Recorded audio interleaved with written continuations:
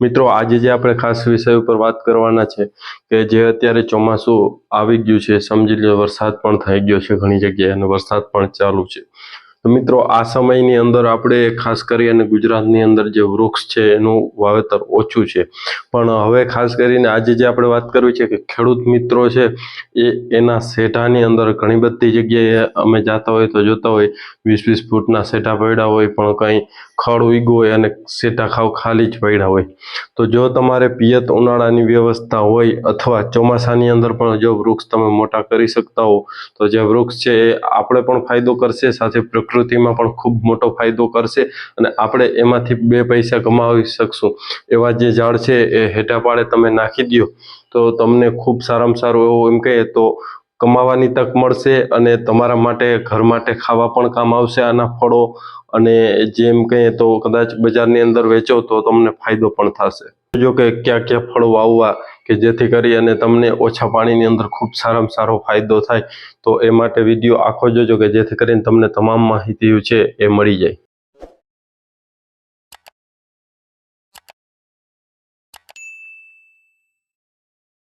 નમસ્કાર મિત્રો, AKI organic farming YouTube ચેનલની અંદર તમારું હાર્દિક સ્વાગત છે. મિત્રો આજે જે આપણે ખાસ વિષય ઉપર વાત કરવાના છે કે જે અત્યારે ચોમાસું આવી ગયું છે, સમજી લો વરસાદ પણ થઈ ગયો છે ઘણી જગ્યાએ અને વરસાદ પણ ચાલુ છે. તો મિત્રો આ સમયની અંદર આપણે ખાસ કરી અને ગુજરાતની અંદર જે વૃક્ષ છે એનું વાવેતર ઓછું છે, પણ હવે ખાસ કરીને આજે જે આપણે વાત કરવી છે કે ખેડૂત મિત્રો છે એના શેઢાની અંદર ઘણી બધી જગ્યાએ અમે જાતા હોય તો જોતા હોય 20-20 ફૂટના શેઢા પડ્યા હોય, પણ કંઈ ખડ ઉગ્યું હોય અને શેઢા ખાલી જ પડ્યા હોય. તો જો તમારે પિયત ઉનાળાની વ્યવસ્થા હોય અથવા ચોમાસાની અંદર પણ જો વૃક્ષ તમે મોટા કરી શકતા હો તો જે વૃક્ષ છે એ આપણે પણ ફાયદો કરશે, સાથે પ્રકૃતિમાં પણ ખૂબ મોટો ફાયદો કરશે અને આપણે એમાંથી 2 પૈસા કમાવી શકશું. એવા જે ઝાડ છે એ હેઠા પાડે તમે નાખી દો તો તમને ખૂબ સારામાં સારું એવું એમ કહીએ તો કમાવાની તક મળશે અને તમારા માટે ઘર માટે ખાવા પણ કામ આવશે આના ફળો, અને જેમ કહીએ તો કદાચ બજારની અંદર વેચો તો તમને ફાયદો પણ થશે. તો મિત્રો આખો વિડીયો જોજો કે ક્યાં ફળો વાવવા કે જેથી કરી અને તમને ઓછા પાણીની અંદર ખૂબ સારામાં સારો ફાયદો થાય, તો એ માટે વિડીયો આખો જોજો કે જેથી કરીને તમને તમામ માહિતી છે એ મળી જાય. હવે ખાસ કરી અને વાત કરીએ તો અત્યારે જે ચોમાસાની અંદર આમ કહીએ તો ઝાડ વાવવા ખૂબ જરૂરી છે અને ઝાડ છે એ ચોમાસાની અંદર ઉતરી પણ જાય છે, અને ગુજરાતની અંદર ઝાડની ટકાવારીનો હિસાબ કરીએ તો બહુ ઓછી ટકાવારીની અંદર ઝાડ રહ્યા છે, બાકી બધા ઝાડ છે એ નાબૂદ થઈ ગયા છે. એટલે વરસાદ છે એ પણ લેટ થાય છે, કેમ કે પ્રકૃતિ એક કુદરતી રીતના બધી સાથે સાંકળ હોય છે. એ સાંકળમાં આપણે માનવીઓ જે સાંકળ છે એ તોડી છે, તો હવે આપણે સાંકળ તો ન કરી શકીએ પણ આપણે પ્રયાસ તો કરીએ કે આપણે એમાં 2 પૈસા મળે અને જે પક્ષીઓ છે એ પણ નભે અને આપણે એમ કહીએ તો આપણે પણ સારામાં ખાવા મળે જે ફળ છે એ. તો સૌથી પહેલાં મિત્રો વાત કરીએ તો ખેતરના શેઢે આ ઝાડ વાવવા યોગ્ય રહેશે. તો એમાં સૌથી પહેલાં જો વાત કરીએ તો અંજીર છે એ પાણી જોઈએ છે પણ ઓછા પાણીની અંદર પણ થઈ શકે એવી જાત છે, અને અંજીર છે તમે જોઈ શકો છો કે આ પ્રમાણે અંજીર પણ થાય છે અને ગુજરાતની અંદર પણ થાય છે. અમે ખુદે વાવેલા છે અંજીર અને ખૂબ સારામાં સારું ઉત્પાદન પણ થાય છે. અમારે બગીચો કરેલો છે અંજીરનો. અને એની સાથે જો વાત કરીએ તો સરગવો છે એ પણ કુદરતી રીતના જંગલી ઝાડ છે, એટલે એ પણ શેઢે વાવો તો થઈ જાય છે અને એમ પણ સરગવાની શીંગો છે એનો બજારની અંદર ખૂબ સારામાં સારો ભાવ આવે છે. અને ત્યારબાદ જો નાળિયેરી છે એ પણ ખૂબ સારામાં સારી નાળિયેરી થઈ જાય શેઢા પાડે. ઘણી જગ્યાએ ન થતી હોય એ પ્રશ્ન અલગ છે, પણ લગભગ જગ્યાએ નાળિયેરીનું વાવેતર કરે તો થાય છે. આમ તો આખા ખેતરની અંદર વાવેતર હવે થવા માંડ્યા છે નાળિયેરીના, પણ જે કોઈ ખેડૂત મિત્રોને ખેતરની અંદર ન કરી શકે તો એ નાળિયેરી છે એ શેઢે પાડે વાવી અને આવનાર 2 થી 3 વર્ષ પછી નાળિયેર પણ ચાલુ થઈ જાય એવી કલમોવાળી નાળિયેરીઓ પણ બજારની અંદર આવે છે.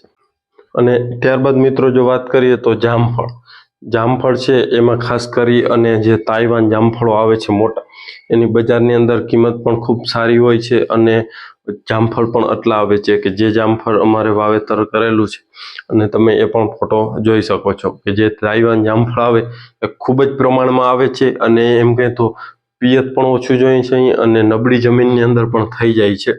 એટલે જે સેઢાપાળે જમીન હોય એમાં તમે તાઇવાન જામફળ વાવી દો તો પણ એમાં તમને ફાયદો થાય છે. હવે મિત્રો ત્યારબાદ વાત કરીએ તો સીતાફળ છે એ પણ એક ખૂબ સારામાં સારું ઝાડ છે કે જે તમે સેઢાપાળે વાવો તો તમારે બાઉન્ડ્રી થઈ જાય છે. જંગલી જાનવરો હોય છે અથવા કોઈ પણ જે પશુઓ કે આવતા હોય છે એમાં સીતાફળ સેઢે વાવેલા હશે તો એ નહીં આવે, કેમ કે એના પાન છે કોઈ પણ પ્રાણી અથવા જે આપણે પાળેલા જાનવરો છે એ ખાતા નથી. એટલે બાઉન્ડ્રીનું કામ પણ કરશે, એની સાથે જે પક્ષીઓ છે એ પણ એમાં બેસશે અને ખેતરની અંદર મગફળી વાવેલી હોય છે તો એમાં પણ ખૂબ સારામાં સારો ફાયદો કરે કે જે ઈયળો આવે છે તો એ ઉપરથી જોઈ અને ઈયળોને વીણી લે છે.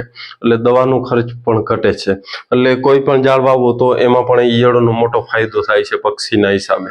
એટલે મિત્રો જે સીતાફળ છે એ પણ વાવવા અને એનો પણ ખૂબ સારામાં સારું ઉત્પાદન આવે છે. ઘણા બધા ખેડૂત મિત્રોને વાવેલા પણ છે.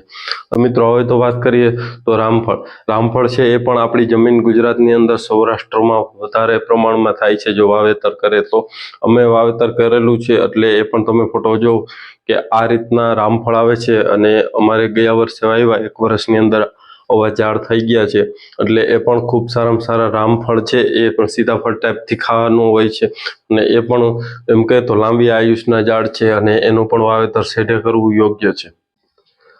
હવે મિત્રો ત્યારબાદ વાત કરીએ તો વાંસ છે એ ખાસ કરી અને જે અત્યારે આપણે બાંબુ કહીએ છીએ, અમારી ભાષામાંની અંદર બાંબુ કહેવામાં આવે છે, તો એ બાંબુ છે એનું પણ લાંબા ગાળે ખૂબ સારામાં સારું રિઝલ્ટ આપે છે બાંબુનું. એટલે એ પણ વાવો તો તમારી બાઉન્ડ્રી પણ થઈ જશે અને વાંસ છે એનું જે બાંબુ હોય છે એનું પણ વેચાણ કરી અને તમને એમાં પણ આવક મળે છે. એ જગ્યાએ કદાચ તમે ન વાવેતર કરો તો તમારો શેઢો એમનેમ રહે છે, પણ એની જગ્યાએ આનું વાવેતર કરો તો ખૂબ સારામાં સારો ફાયદો થાય છે. ત્યારબાદ મિત્રો વાત કરીએ તો કે જે કેળા આપણે આવે છે એ કેળાનું વાવેતર તમે સેઢે કરો તો તમને સેઢાની અંદર જે જગ્યા એમનેમ પડી છે એમાં પણ કેળાનું વાવેતર કરો એટલે જે કેળા છે એ થશે અને એમાં પણ તમે પૈસા કમાઈ શકો છો.